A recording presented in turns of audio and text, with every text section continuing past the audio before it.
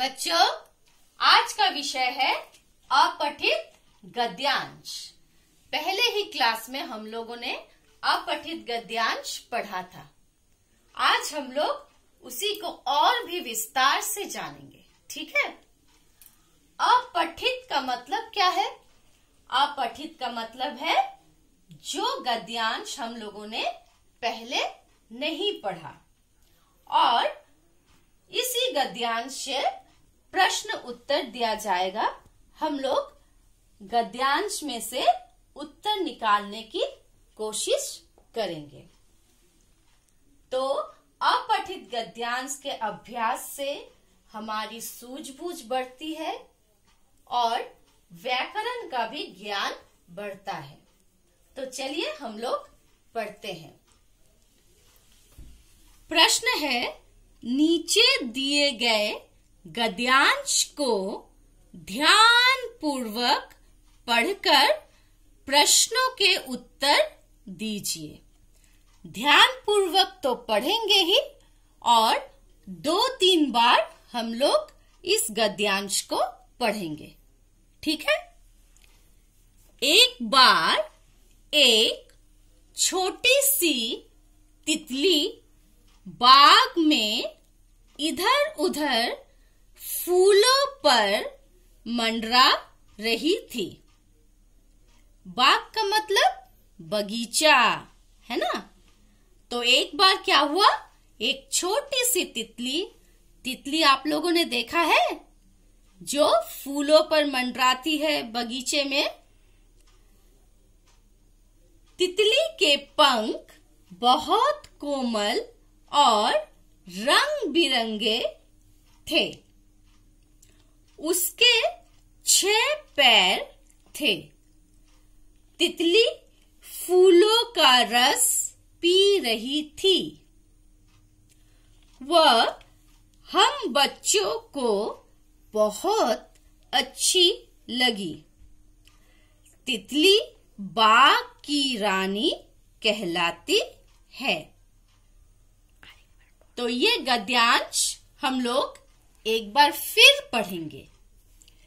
एक बार एक छोटी सी तितली बाग में इधर उधर फूलों पर मंडरा रही थी। मंडरा का मतलब है यहाँ वहां घूमना। फूलों के ऊपर घूम रही थी।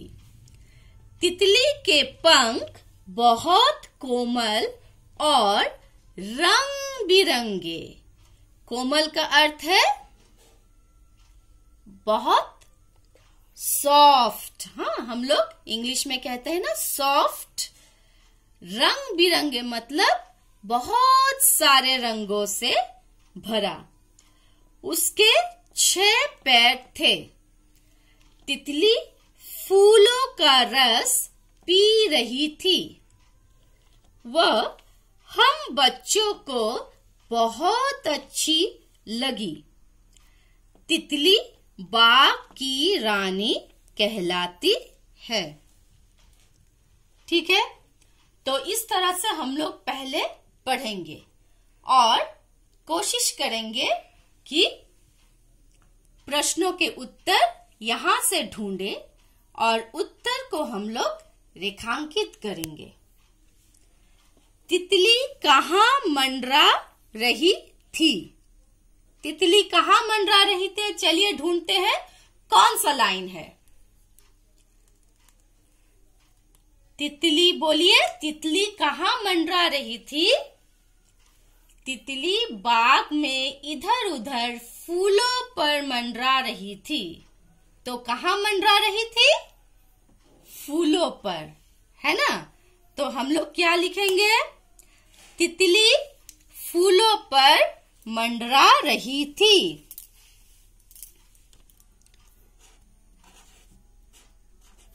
तितली फूलों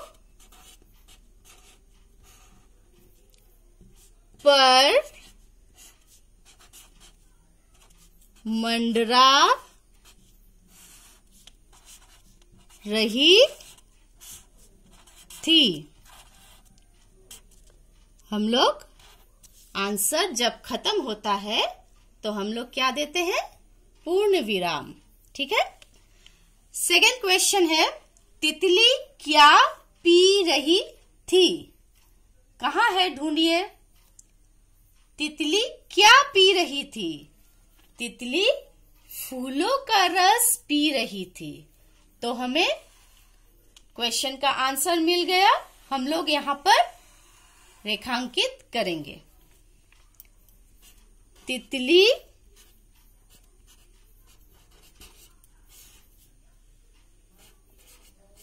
फूलों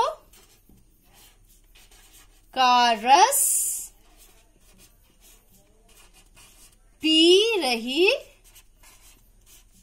थी। ठीक है। नेक्स्ट क्वेश्चन देखिए, दिए गए गद्यांश से विलोम शब्द लिखें।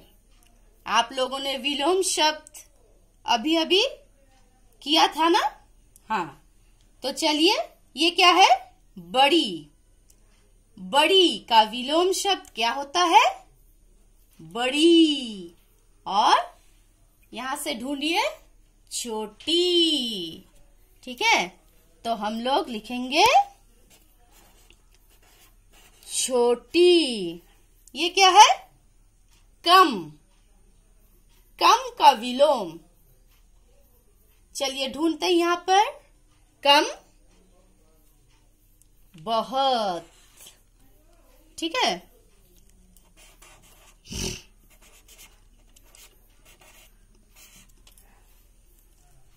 रिक्त स्थान भरिए। तितली डैश की कहलाती है। कौन सा लाइन है? देखिए, तितली बाग की रानी कहलाती है। तो तितली लिखा है, उसके बाद बाग की रानी कहलाती है।